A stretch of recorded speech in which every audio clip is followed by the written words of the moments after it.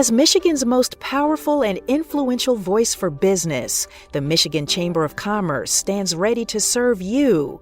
Go to mychamber.com, that's MICHAMBER.com, to learn more now.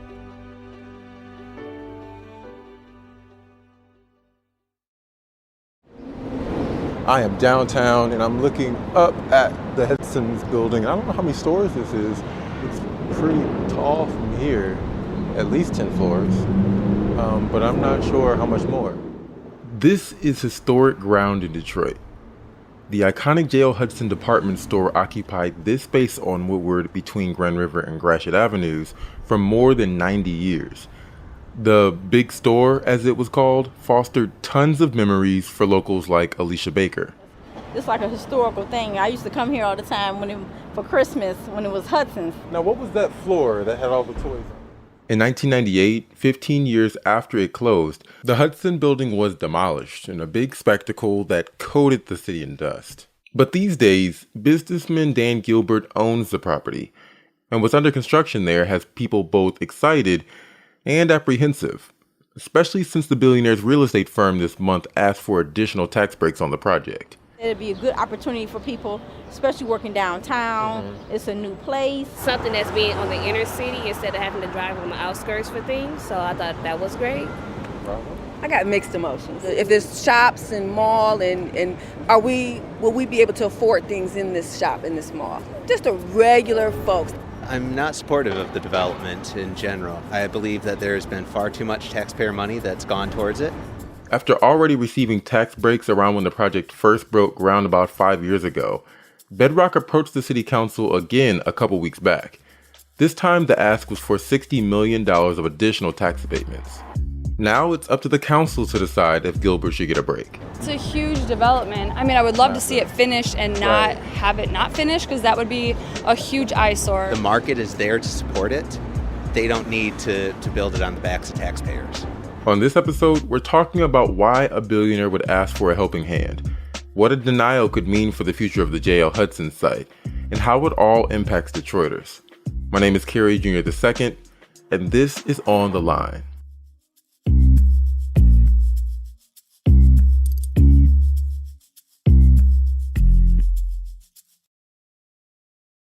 I am JC Reindl, and my beat involves real estate and development in the city of Detroit. All right, JC, thank you so much for talking with us today. Tell us about what's going on in your beat, real estate in Detroit. What's the big news? Yeah, we have a couple high rises that are underway right now. One of them is the Hudson site. And that Hudson site has hit the news recently because of some requests that Bedrock is making for some more tax incentives. Is that correct? Indeed. Bedrock, which is Dan Gilbert's real estate company, has requested an additional $60 million. That's the value of a tax break, be worth $60 million over 10 years. So can you tell me a little bit about the history of this site? Why is it called Hudson's and the acquisition by Bedrock? Yeah, the Hudson department store was one of the biggest department stores in the world. This was really the center of commerce, more or less, for everyday people in Detroit for decades. Early 83, they closed for good, and then it was imploded back in, I believe it was 1998. This was multi-stories, took up the entire block, red brick. It was a huge, huge thing. So then what happens next? After the implosion in the late 1990s, the city built an underground parking garage there. Above the site, there was nothing, and they were waiting for a development savior to come around. And it turned out to be Dan Gilbert. Back in 2007, he essentially has had dibs on the site ever since then. He eventually got development rights for $1 to that site. Some people online especially say, oh yeah, Gilbert got it for $1. Yes, but he also paid $50 million for that parking garage that was torn out when they built the foundation of this thing. One interesting thing you said when you were talking about Gilbert's acquisition, because you said they were looking for a real estate savior. And the word savior pops up in my head because a lot of people give Gilbert credit for Detroit's renaissance. But I know there's also controversy around that term. Can you just speak to that, or that perspective, I should say? Mm-hmm. Yeah, Gilbert he arrived at a very dark moment for downtown Detroit. He kind of right when the Great Recession was hitting. GM was about to declare bankruptcy, Chrysler too. And so he showed up and he brought, over 10,000 employees with him, across all of his companies to downtown. And yeah, he kind of was a savior for downtown, which is always controversial because you have a majority black city and this white guy coming in from the suburbs. You kind of, a lot of people really wondered, well, who is all this, new development for? Was it really for longtime Detroiters? So there was some controversy there. But to his credit, he was going after buildings that were empty or mostly empty, nothing going on, and he revitalized them. So not quite a scenario where you saw in bigger cities where you would have middle income or lower income people that get pushed out. There were a handful of buildings where unfortunately that did occur, but Dan Gilbert was not someone who did that. Speaking of Gilbert's buildings, don't we occupy one of them? Yeah, the Free Press building was, we actually left in 98, long before I was at the Free Press. And we all moved over in 2014 into the old Federal Reserve building in downtown Detroit, also on 4th Street. And that is a Bedrock building, so we are Bedrock tenants. All right, JC, go ahead and lay it out. What's the heart of the controversy with this situation? Yeah, well, the controversy is that you do have one of the wealthiest men in Michigan, a billionaire on paper, Dan Gilbert, and he is asking for a tax break that is worth $60 million over 10 years. And last year, he did sell about $500 million worth of stock, right before the slowdown. And with that, so we know he had that money readily available. He and his wife have philanthropical projects here in Detroit. They have a foundation, and a lot of that money is going to pay off some back taxes for residents of Detroit's neighborhoods, as well as individuals who are behind on their rent in Detroit, and some other things too.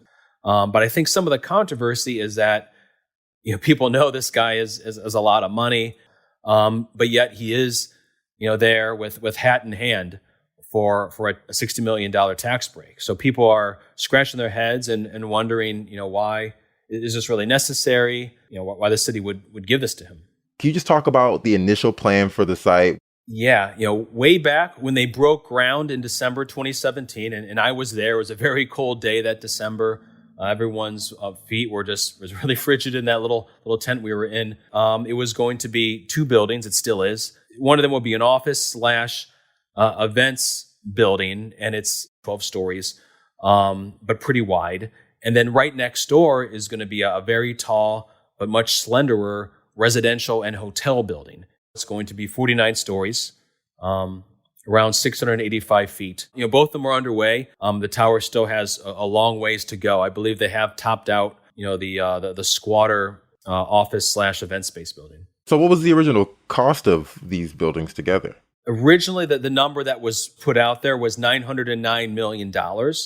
Bedrock does say that the costs have ballooned to $1.4 billion. I've yet to really personally see documents laying out, exactly where those new costs are. But what I have seen are some documents that city officials have been working off of, and it says we're at $991 million for hard costs, and the rest would be soft costs. And soft costs would be things like the design and architecture.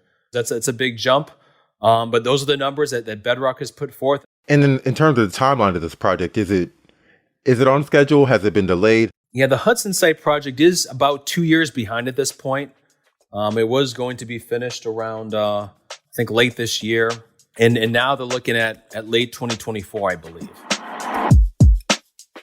When we come back, Bedrock's past deals, the current deal, the payoffs, and the consequences.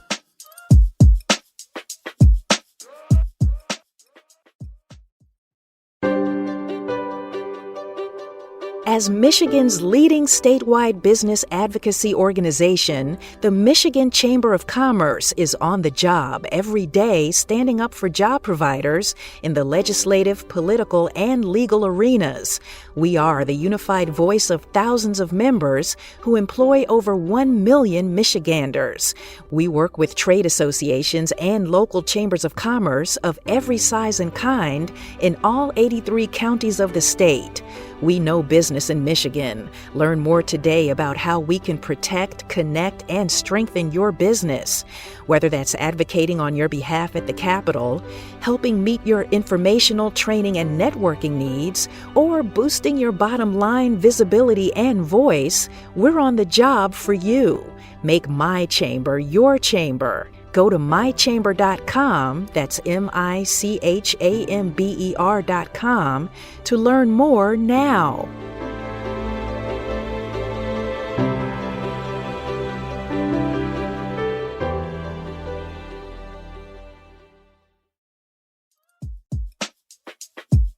And we're back talking with Free Press reporter JC Reindl about the tax break Dan Gilbert's Bedrock is asking for to complete construction on the former Hudson site. All right, JC, let's break down the tax breaks for this project. What are they and how do they work? There's a couple tax breaks for this project. The big one is a transformational brownfield, which was so unusual it required the state legislature to approve it. Now, brownfield tax incentives aren't unusual in and of themselves. These are abandoned industrial sites, and cities will use breaks to attract developers to do something with the property. But it was the size of the incentives that made them unique. And for this site, it's estimated to total $192.8 million through the year 2052. And that money is coming from various taxes that would normally be paid but are instead being redirected to the developer, which will be Bedrock.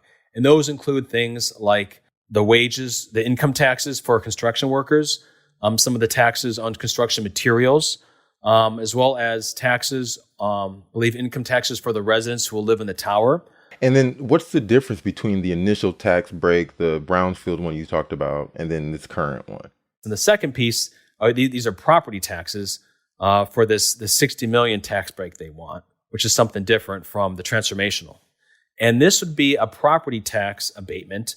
And the way it would work is it would freeze tax levels, for the decade, once this thing gets built. And then after it goes away a decade later, then the DDA would essentially get all of the money, Downtown Development Authority, that's the name of it, or most of the money actually, that is generated at the site. But for that whole decade, you're going to have $60 million that the developer Bedrock does get to capture. And that's what the tax break is. Okay. And so the Downtown Development Authority already receives taxes from certain areas dedicated downtown, correct? Correct. That go toward economic development, just broadly. That is correct. The DDA is a tax capture area. And what that means is that a lot of the taxes that would normally, if not for this DDA, a lot of the taxes, property taxes that would normally go to fund things like the schools, the DIA levy, some Wayne County educational entities, the city, a lot of that money is instead captured by the DDA and put towards whatever uses the DDA has, which tend to include economic development projects like Little Caesars Arena. And what does that do for a development like this to have that $60 million over 10 years? What do they use it for? Yeah, a lot of that is really up to the developer, and it's a bit unclear to everyone how they plan to use the money and how critically it is needed there. But what Bedrock does say is that the project penciled out or was already premised on them receiving this tax abatement essentially way back in 2017, even though they didn't really need the money right then. Okay. Why is Bedrock asking for these incentives now? Bedrock says there was a two-step process for this type of tax break where you need to have the a district all set out that where you become eligible for this sort of tax break. The second part, which was really crucial and why they could not really do it until now, the second part is based upon the actual design of what is getting built. And back in 2017, they didn't really know. And the design has changed multiple times since then. It was going to be, at one point it was going to be the tallest tower in Detroit. They've since lowered that to now to be number 2 behind the Renaissance Center. So according to Bedrock, you had to wait until now. And to the overall question of why, Bedrock did not respond to On the Line's request for comment, but in the course of his reporting, JC was told by Jared Fleischer, the top lobbyist for the Gilbert organization, that, quote, without the tax abatement, you don't have enough money to support debt, and you don't have a viable project, unquote. So it's Bedrock's position that the in-progress project doesn't make sense without the deal. And one other big element to this is that, right now, when there's nothing on the site, it's generating about $620,000 in property tax per year, I believe. But once you build these two buildings, you're going to have a lot more taxable stuff there. And Bedrock does point out, when it's applying for these subsidies, that right now you can get 100% of nothing, which is under $1 million, or the city can in the future enjoy a sizable percentage of all the all the great taxable stuff that's going to be built there. While that tax abatement is in place, once the project is done, $2.6 million a year in taxes is expected. And after that tax freeze, I think about $10 million per year for the property tax, kind of once this whole thing is over. It's unclear about how much of that would be going to the city versus going to the DDA. We just know how much it would generate, and most of that would be going to the DDA. So what would granting these incentives to Bedrock mean for the city and for its residents? What it means is it really depends on the financial wherewithal of Bedrock and whether they could complete the Hudson site without this tax abatement. And obviously, the commercial real estate market, especially office, is not what it was before COVID. And if they really do need this $60 million to get the Hudson site built, then the difference would be between having an incomplete skyscraper there, kind of like the failed jail project. You could kind of either have that, or you could approve this abatement and get the tower. And it also depends too on kind of what otherwise if not for this abatement, how the DDA would spend that the $60 million. What would happen to that money if it just would be collecting somewhere in escrow, or if it would be put to use? That's a big question mark. And why should the average citizen care about this conversation? Yeah, city officials say that even if the $60 million tax abatement is approved, that the project will still result in a positive tax benefit for the city just over those first 10 years, during the life of this abatement, of about $71 million. But that number is premised on the Hudson site creating a lot of new jobs. I believe about 1,950 new full-time jobs. Yeah, and so, okay, and that's if the incentives are provided.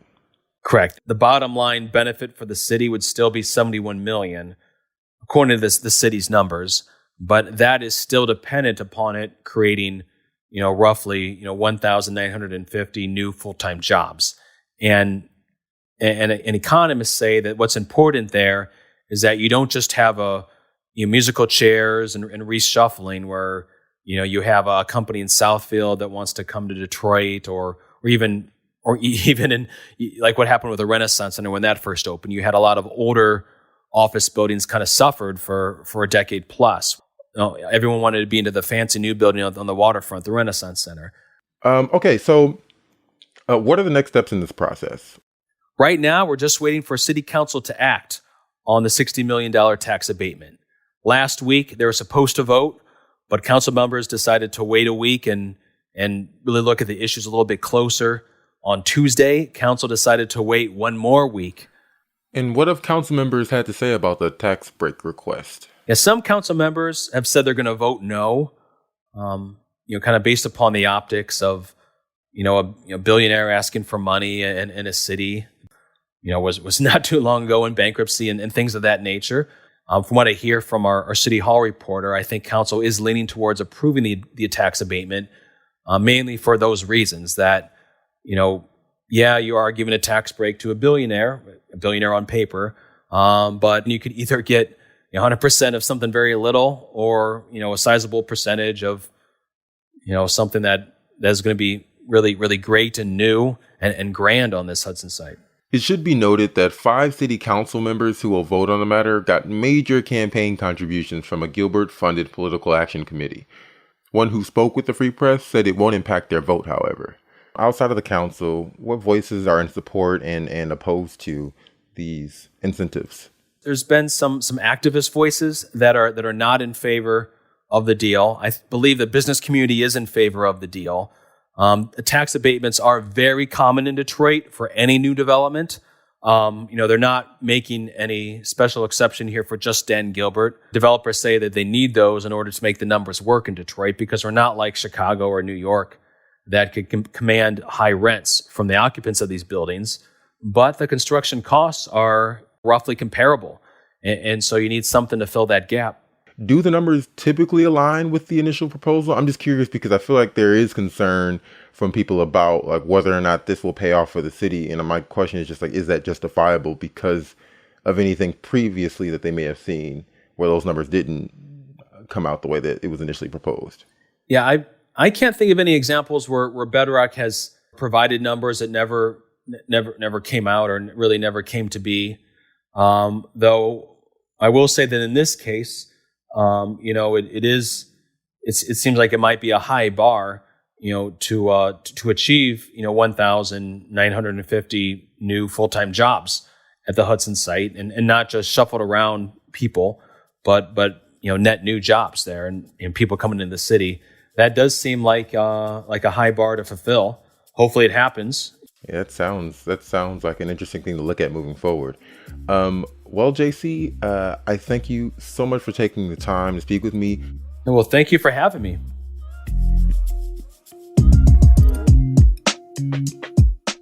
Additional thank you to Wendy Thibodeau, Alicia Baker, Lexi Fisher, Rosalind McKinney, and Tom Chosky, who we caught up with out near the construction site. This episode was produced by me and Darcy Moran with help from Pavitra Rajesh. Anjanette Delgado and Marianne Struman are our executive producers, and Peter Bhatia is our editor. The music for the show is called Fort Trumbull and was produced by DJ Lost Boy. Don't forget to like the show, subscribe to the show, and share it with your friends and family. We'll see you next week.